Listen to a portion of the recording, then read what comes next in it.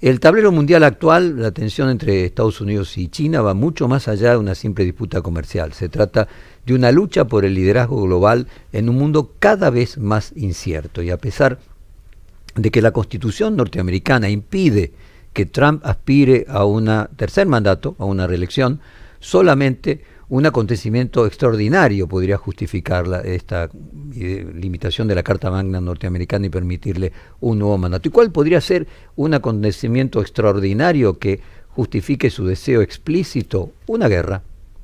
Porque solamente fue posible en la historia norteamericana, cuando estuvo en guerra contra la Alemania nazi, entre 1932 y 1945, que un presidente fuera reelecto continuamente. Franklin Delano Roosevelt fue 3 veces y media presidente, falleció, ganó 4 elecciones y falleció siéndolo.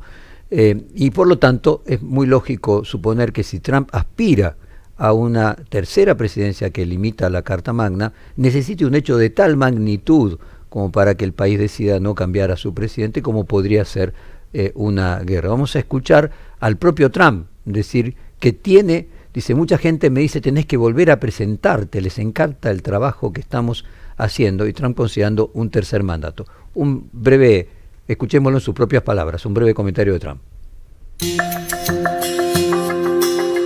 So many people are saying, you gotta run again. They love the job we do. Most importantly, they love the job we do. Dice, no, estoy bromeando con la idea del tercer mandato. Hubo una serie de televisión, se estrenó en el año 2019, que se llamaba Years and Years, que refleja muy bien el ascenso de líderes de ultraderecha y el riesgo que supone para el statu quo mundial. En este caso es una serie inglesa gobernada por una líder en este caso populista, que sería comparable perfectamente con Trump, pero hay una escena particular. Es el mundo del futuro, el mundo de dentro de 10 o 20 años, y a partir de cuando fue hecha esta serie. Y allí Estados Unidos tira una bomba atómica en el mar de China. Veamos este pedacito de Years and Years con el deseo de que la ficción en este caso no sea repetida por la realidad. It's just as much to blame. Edith? Edith, can you hear me?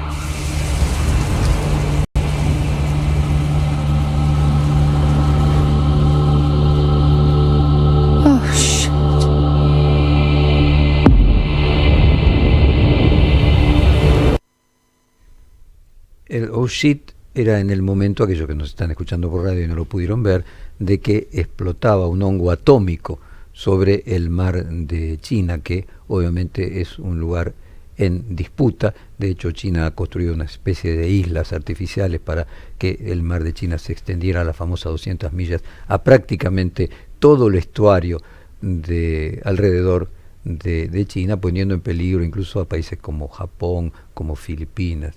¿Es posible que esta escena de Years and Years anticipe lo que pueda ocurrir en el futuro? Al menos es una advertencia que no podemos pasar por alto. En medio de la escalada de las tensiones comerciales con China, Estados Unidos viene endureciendo su postura. Surgen temores que evocan las grandes crisis del siglo XX, como la de los misiles en 1962 durante la Guerra Fría, pero ahora bajo formas que parecen provenientes de los libros de ciencia ficción, con microchips, con inteligencia artificial y todo tipo de nuevas tecnologías. Este miércoles, el presidente Donald Trump anunció la tregua ya conocida de 90 días en su guerra comercial global, reduciendo 10% los aranceles de impuestos de la mayoría de los países, reduciendo a ese 10%. Y esto alivió el estrés de los mercados, que venían con varias jornadas consecutivas de caídas sostenidas, pero excluyó a China. No solo la excluyó, sino que agravó los gravámenes que colocaba a China para llegar ya al 125% de gravamen. Vamos a ser lógicos, ninguna empresa, por más eficiente que sea, pueda ganar más del 20-25% de utilidad sobre sus ventas. Un gravamen de 125% casi hace inviable la posibilidad de que pueda exportar a ese país. La medida difundida a través de la red social Truth Social fue justificada por Trump como una reacción ante el temor de los mercados y de las negociaciones iniciadas por más de 75 países.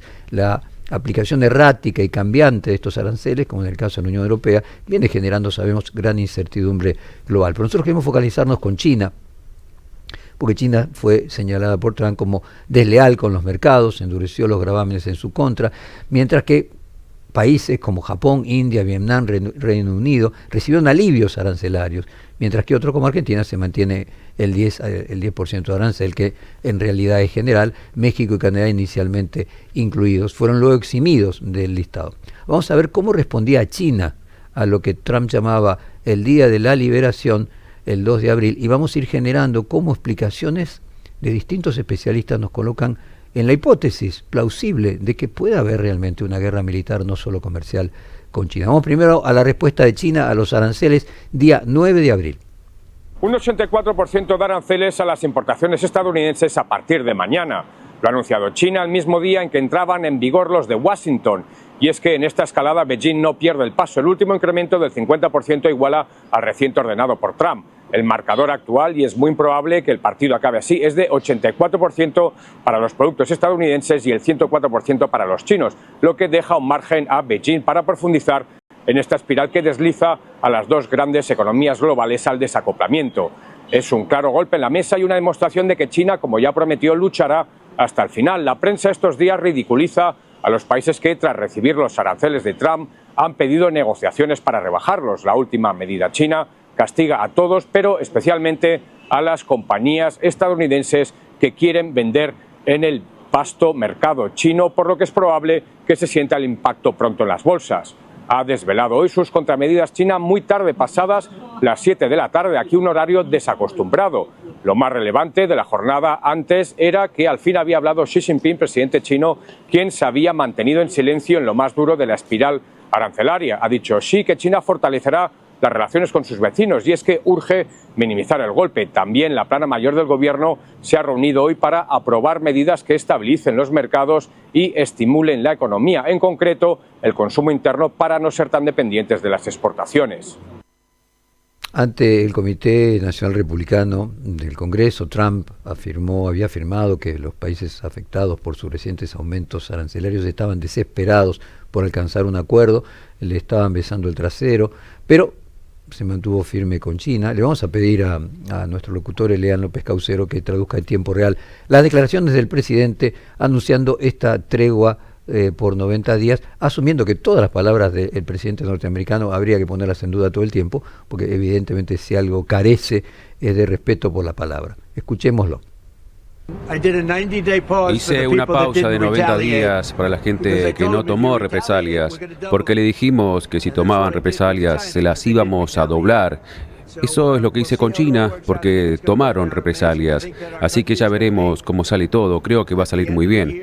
Creo que nuestro país va a estar ahí al cabo de un año o menos, pero creo que vamos a tener algo que nadie habría imaginado posible. Un hombre como Roger Penske, no quiero meterlo problemas con China, así que no lo haré, pero él sabía que algún día tienes que hacer lo que tienes que hacer, ¿verdad, Roger? Y eso es lo que hice y estoy muy contento de haberlo hecho.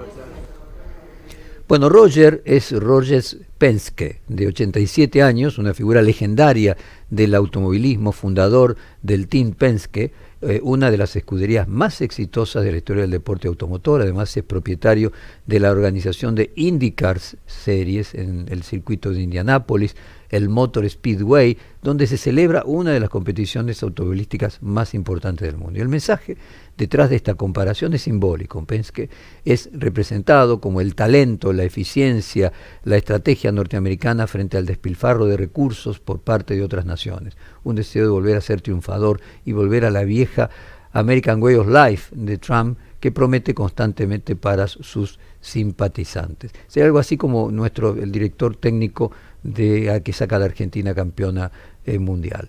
Tras conocer, de fútbol obviamente, tras conocerse la noticia de la suspensión de aranceles por 90 días, la bolsa de Nueva York se disparó tras haber iniciado una jornada en rojo, al igual que el precio del petróleo, que marcó un alza en varias jornadas tras la baja. Pero al incluir a China y castigarla con aranceles desproporcionados, Trump deja en claro que su objetivo es limitar el ascenso del gigante asiático como potencia rival. O sea que finalmente todo este tema de la guerra de las tarifas era simplemente un objetivo direccionado para China. La guerra de tarifas se convierte en una herramienta para reordenar alianzas, presionar a socios estratégicos, reafirmar la supremacía de los Estados Unidos en un escenario internacional cada vez más multipolar, obligando a las naciones a que negocien y se alineen con los Estados Unidos. En palabras de Trump, que le besen el trasero. Pero no es casual que la mayoría de los analistas y medios internacionales hayan utilizado el término guerra comercial. Es bien conocido que Clausewitz, el gran general y teórico de la guerra, general prusiano y teórico de la guerra, Karl von Clausewitz, decía que la política es la guerra por otros medios, identificando ambas instancias como medios que implican distintos métodos, pero que tienen el mismo objetivo, disciplinar, la hegemonía. Y esta definición debería despertar nuestras alarmas, porque si la guerra comercial se descontrola, ambos bandos redoblan la apuesta una y otra vez, puede ocurrir que el conflicto escale por otros medios de lucha, o sea que finalmente la guerra militar sea la guerra comercial por otros medios, invirtiendo el orden de las premisas de Clausewitz. Ayer, en una entrevista en este mismo programa, probablemente uno de los analistas internacionales más importantes que cuenta la Argentina, el sociólogo y director en Relaciones Internacionales, Juan Gabriel Tocatlián, señaló algo escalofriante. El reloj del apocalipsis está más cerca de marcar la medianoche de lo que estaba incluso en el momento más álgido de la historia de la posible guerra nuclear, que fue la guerra de los misiles en Cuba, o sea, el conflicto a partir de los misiles en Cuba entre la ex Unión Soviética y los Estados Unidos. Escuchemos, o recordemos a aquellos que ya nos vieron ayer, lo que dijo Tocatlián: entramos en un mundo peligroso. El 28 de enero de este año, los científicos que están a cargo de este boletín movieron la aguja famosa de este reloj a 89 segundos de las 12. ¿Qué quiero decir con esto? Quiero decir que tenemos un sistema sobrecargado. Olvidémonos por el momento de Trump, olvidémonos de la llegada de Trump. Ya teníamos un sistema sobrecargado de tensiones, fricciones no resueltas, disputas, alta competencia, cambios de poder relativo, etc. Y ahora llegó Trump. Entonces, me parece, más que preanunciar que va a haber una confrontación militar, sí advertir que entramos ya no en un mundo incierto, sino en un mundo peligroso. Bueno, el reloj del apocalipsis es un artefacto simbólico creado en 1947 por científicos como Einstein y Oppenheimer tras los efectos de la bomba atómica, para simbolizar cuán cerca podría estar la humanidad de su destrucción en cada momento. Vemos una escena de la película de Watchmen ambientada durante la Guerra Fría, donde se muestra este artefacto simbólico. Veamos acá el reloj del juicio final en Watchmen. El grupo de científicos nucleares, los Guardianes, han adelantado el reloj del juicio final a 5 minutos antes de la medianoche. Destrucción por una guerra nuclear. Ahora vamos al testimonio del momento histórico en el que hubo una situación de cuasi guerra nuclear, la declaración de John Fitzgerald Kennedy durante la crisis de los misiles, un conflicto entre Estados Unidos y la ex Unión Soviética en octubre de 1962, cuando se descubrió que los soviéticos intentaban instalar misiles nucleares en Cuba. Kennedy respondió con un bloqueo naval y exigió el retiro de lo que llevó al mundo, el retiro de estos misiles, lo que llevó al mundo al borde de la guerra nuclear. Concretamente amenazó con atacar a los Estados Unidos. Estados Unidos amenazó con atacar a la ex Unión Soviética, sintiéndose Estados Unidos atacado por ella. Nuevamente le vamos a pedir a nuestro locutor Elian López Caucero que traduzca las palabras de Kennedy mientras pasamos su imagen. En defensa de nuestra propia seguridad y de todo el hemisferio occidental y bajo la autoridad que me ha sido confiada por la Constitución aprobada por la resolución del Congreso, he ordenado que se tomen las siguientes medidas iniciales. Inmediatamente, para detener esta ofensiva, establecer una estricta cuarentena en todos los envíos de equipos militares ofensivos a Cuba. Todos los buques de cualquier tipo con destino a Cuba, de cualquier nación o puerto en que se detecten que contengan cargamentos de armas ofensivas, que sean devueltos. Será la política de esta nación considerar cualquier lanzamiento de un misil nuclear desde Cuba contra cualquier nación en el hemisferio occidental como un ataque de la Unión Soviética a los Estados Unidos, que requiere una plena respuesta de represalia contra la Unión Soviética. Bueno, tras días de tensión, Khrushchev, el que estaba al frente de la Unión Soviética en aquel momento, aceptó retirar los misiles a cambio de que Estados Unidos no invadiera Cuba y fundamentalmente quitara los misiles de Turquía, que en esa época era el lugar más cercano que permitía que pudiera llegar un misil a Moscú. El conflicto marcó un giro en la Guerra Fría, impulsando acuerdos para evitar una guerra nuclear y mejorar la comunicación entre ambas potencias, lo que se denominó la mutua disuasión. O sea, cada una de las potencias estaba disuadida de atacar a la otra, porque la otra, una vez que recibiera el ataque y fuera destruido, inmediatamente igual podía simultáneamente destruir al otro. Durante la crisis de los misiles en 1962, los científicos estimaron que el reloj del apocalipsis estaba a 7 minutos de la medianoche. ¿A cuánto estamos hoy? Bueno, el Boletín Científico Atómico tomó la decisión en su reunión del 28 de enero de 2025 de ubicarlo a solo 89 segundos, dejando las agujas en un punto cercano al fin de la existencia del mundo, en el momento más álgido en los 78 años de existencia de este reloj. Esto no tenía que ver con China, tenía que ver con la guerra en Ucrania, con el conflicto en Medio Oriente, el aumento del arsenal nuclear, el colapso del control de las armas, a lo que sumaba el cambio climático y los riesgos asociados al desarrollo de la inteligencia artificial, la creciente tensión, y ahí sí, entre Estados Unidos y China. Durante la presentación, allí hubo un expresidente colombiano y Nobel de la Paz, Juan Manuel Santos, que instó a los líderes mundiales a actuar con urgencia y unidad. La única respuesta efectiva, dijo Santos, que las naciones es que las naciones trabajen juntas, por lo que resulta preocupante que el presidente Trump haya señalado la intención de retirarse del Acuerdo de París. Obviamente se retiró del Acuerdo de París también para fortalecer nuestras conjeturas de que está buscando, o que no le sería un inconveniente, llevar adelante una guerra verdadera. Y todo esto fue hace 3 meses, mucho antes de la imposición de los aranceles actuales. Una guerra comercial entre China y Estados Unidos es un síntoma de una tensión estructural profunda que sacude los cimientos del orden internacional. Tras la caída del muro de Berlín, Estados Unidos había emergido como una potencia unívoca del mundo, un mundo bipolar. Del capitalismo contra el comunismo dejó paso a un mundo unipolar. Además, la entrada al mercado mundial de los países del este europeo, antes bajo las órbitas de la ex Unión Soviética, y su economía estatizada dieron un fuerte impulso al crecimiento de la economía mundial. Pero en los últimos años un nuevo competidor empezó a emerger cada vez con más fuerza. Vamos a compartir un pequeño informe de cómo se enriqueció China en los últimos años.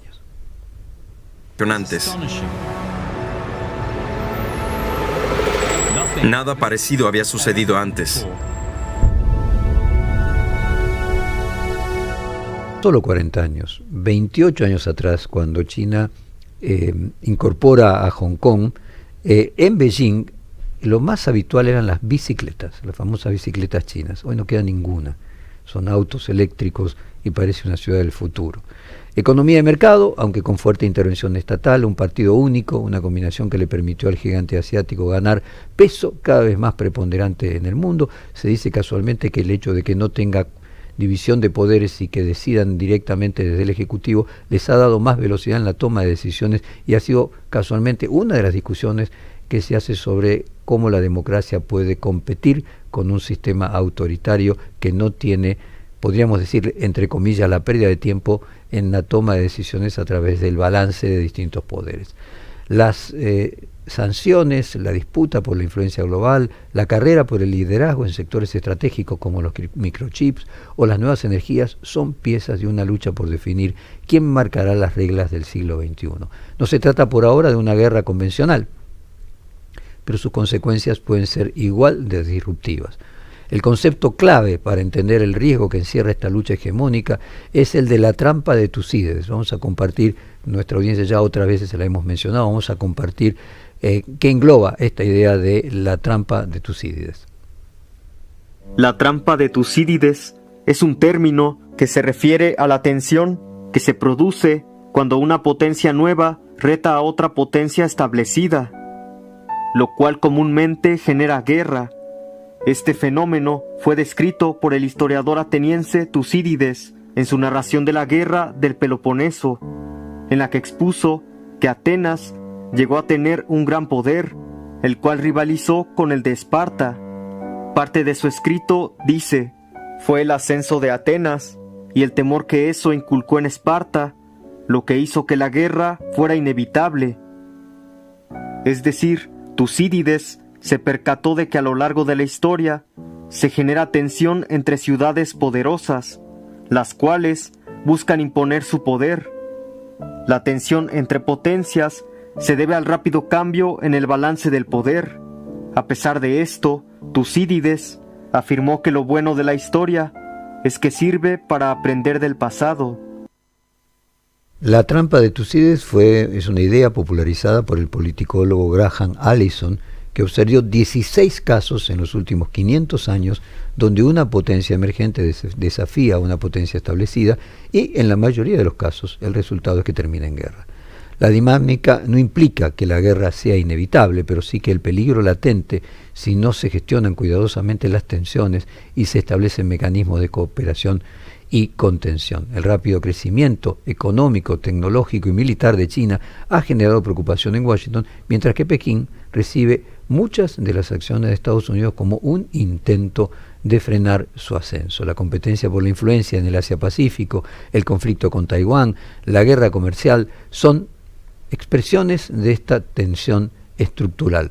La pregunta que hoy se hacen los analistas en el mundo es si pueden escapar a la trampa de Tucídides o si ya estamos atrapados en ella. Creemos que, como dijo el premio Nobel Juan Manuel Santos, la única salida es que las naciones trabajen juntas. Yo agregaría que sorprende la actitud prorrusa del presidente Trump. Es al único país que a Rusia, Bielorrusia, le puso 0 de arancel. Pareciera actuar en la mediación entre Ucrania y Rusia continuamente a favor de Rusia y parece desarrollar una relación absolutamente primordial y afectiva con Putin. Si hubiera una guerra militar, ya no comercial, entre China y Estados Unidos, ¿quién tendría la posibilidad de cambiar el fiel de la balanza? Rusia. Es decir, Rusia, que actualmente es un aliado de China, frente a que Estados Unidos defendía a Ucrania con la OTAN y en Europa, la lógica sería que antes de iniciar una guerra con China tuviese que convertir en aliado a Rusia. Algo parecido a lo que hizo Nixon en los años 70, que para luchar contra la ex Unión Soviética fue a robarse su aliado, China, y le ofreció el capitalismo y el libre mercado norteamericano para que China se enriqueciera. Es decir, para ganarle a Rusia, a la ex Unión Soviética, Estados Unidos sedujo a China. Probablemente para ganarle una eventual guerra a China, primero tenga que seducir a Rusia. Esto es lo que está sucediendo. Con la esperanza de equivocarnos, como decimos muchas veces respecto incluso de problemas de la Argentina, vamos a despedirnos de esta columna con La cabalgata de las Valquirias, una espectacular creación hecha por Richard Wagner en el siglo XIX.